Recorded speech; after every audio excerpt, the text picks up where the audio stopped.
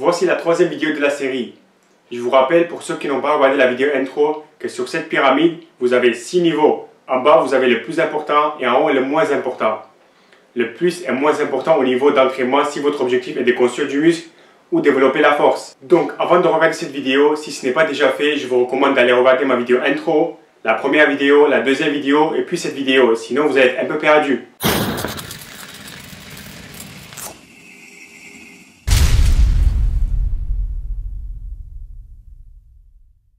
Alors, pour la progression, la surcharge progressive est donnée. Si tu arrives à gérer correctement ta fréquence, le volume et l'intensité de tes séances, tu vas sans problème progresser et augmenter tes charges. Par contre, il va arriver un moment où tu vas être bloqué. Et dans ce cas, tu vas essayer de forcer un petit peu ou essayer des différentes techniques pour passer un cap. Que ton objectif soit de construire du muscle ou développer la force, il faut toujours avoir une progression de stimulus musculaire.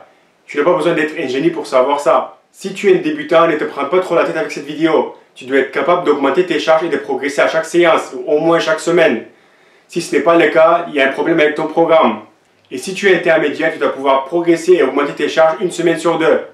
Et pour les confirmer, ça sera chaque mois. Bien sûr, ce n'est pas absolument ça, mais c'est la règle en général. Donc, pour la progression, pour ceux qui ne sont plus débutants, c'est-à-dire que tu fais de la musculation sérieusement depuis au moins 6 mois, voici un exemple en travaillant avec 3 séries entre 6 à 8 répétitions. Donc, vous allez choisir une charge où vous êtes capable de faire 3 séries de 8 répétitions, mais limite. La première séance, vous allez faire 3 séries de 8. La deuxième séance, vous allez faire 3 séries de 7 avec la même charge. La troisième séance, vous allez faire 3 séries de 6. La quatrième séance va être une séance de récupération, vous allez faire 2 séries de 6. Puis la cinquième séance, vous allez faire 3 séries de 8, mais en augmentant la charge. On va recommencer le cycle. Donc ici, tous les 4 séances, tu augmentes les charges et tu progresses et tu refais le cycle. Ça, c'est un exemple d'une progression linéaire. Pendant le cycle, le volume et l'intensité diminuent, mais quand tu regardes de loin, le volume et l'intensité augmentent. Tu fais plus de volume quand tu fais 3 séries de 8 à 55 kg que 3 séries de 8 à 50 kg. La courbe de progression pour cet exemple ressemble à ça. Ce type de progression, vous pouvez et devez le faire sur les exercices de base.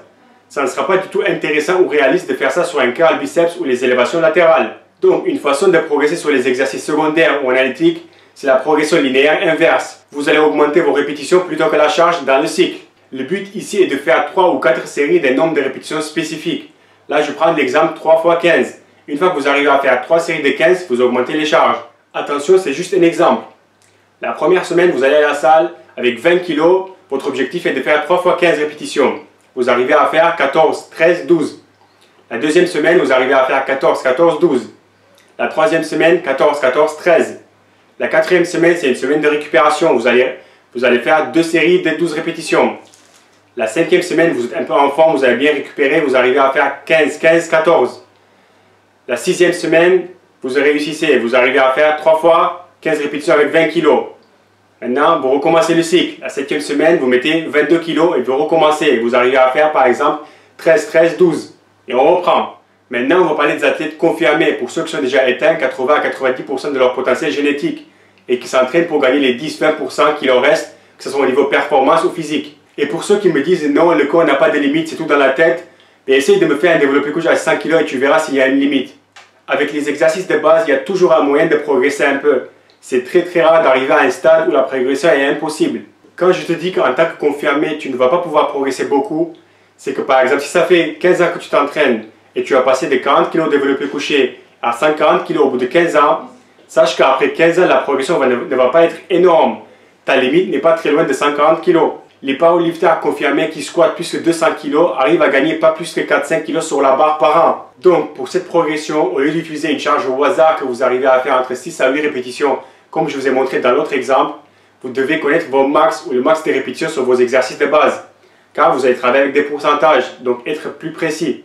Si tu squattes depuis des années et tu arrives à faire un squat à 150 kg, est-ce que tu vas arriver à progresser chaque séance ou chaque semaine? Non. Tu as mis des années pour arriver à 150 kg. Mais si tu suis un cycle de 8 semaines où tu vas travailler entre 80 à 85% de ton max et tu suis l'exemple que je t'ai donné tout à l'heure, tu peux très bien gagner 2-3 kg sur la barre. Si tu es un powerlifter et tu arrives à gagner 2 kg avec un cycle de 8 semaines, ça te fait 12 kg à la fin de l'année. C'est excellent et même un peu trop pour un confirmé ou selon l'exercice. Maintenant que tu as passé de 150 kg à 162 kg au squat, ton volume de travail va aussi augmenter. Car 80% de 150 kg n'est pas pareil que 80% de 162 kg.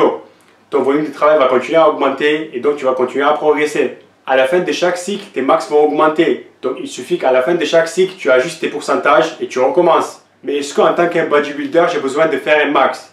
Non, pas du tout. Il suffit de chercher sur internet comment trouver mon max et vous allez voir qu'il y a un tableau. Avec ce tableau, c'est très facile de trouver vos max et donc faire les pourcentages et suivre le programme. La dernière partie de cette vidéo va être sur comment organiser votre programme pour mieux progresser.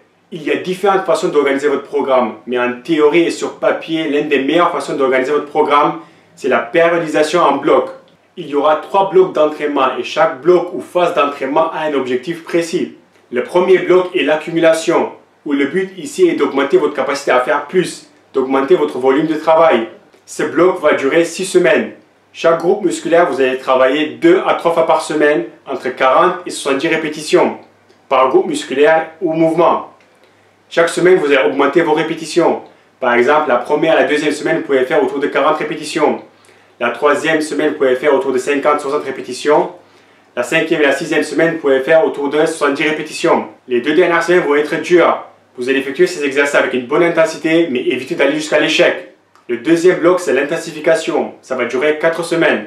Vous allez travailler chaque mouvement ou chaque groupe musculaire 2 fois par semaine, entre 40 et 50 répétitions.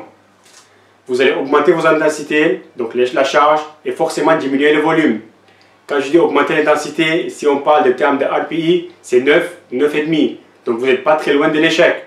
Le troisième bloc, c'est le test. Ça va durer 2 semaines. Vous allez progressivement diminuer le volume et l'intensité pour diminuer la fatigue accumulée pendant les 4 dernières semaines. Et la deuxième semaine, vous allez faire vos tests, soit les max en charge ou le max des répétitions, selon votre objectif. Ça, c'était la progression en bloc.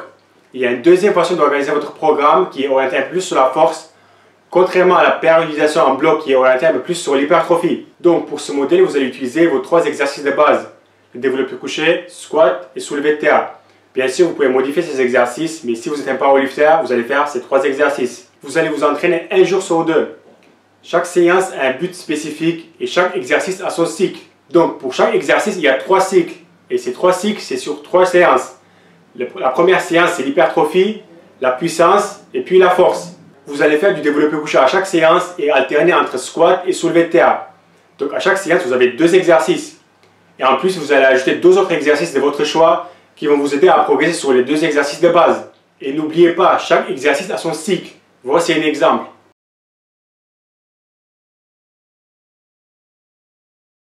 Avec l'hypertrophie, ce n'est pas le nombre de répétitions par série qui est le plus important. Il faut viser autour de 40-50 répétitions au total.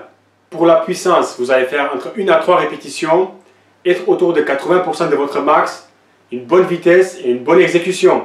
Et pour la force, la séance la plus importante pour un powerlifter, vous allez travailler avec 90 à 95% de votre max, entre 1 à 3 répétitions. Vous pouvez par exemple faire ce cycle pendant 4 à 5 semaines pour bien progresser, puis prendre une semaine de récupération, puis une semaine pour tester vos max, ou faire en sorte que cette semaine de max tombe la semaine où vous avez une compétition.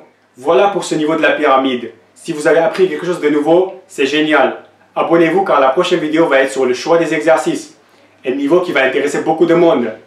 Merci et à la prochaine vidéo.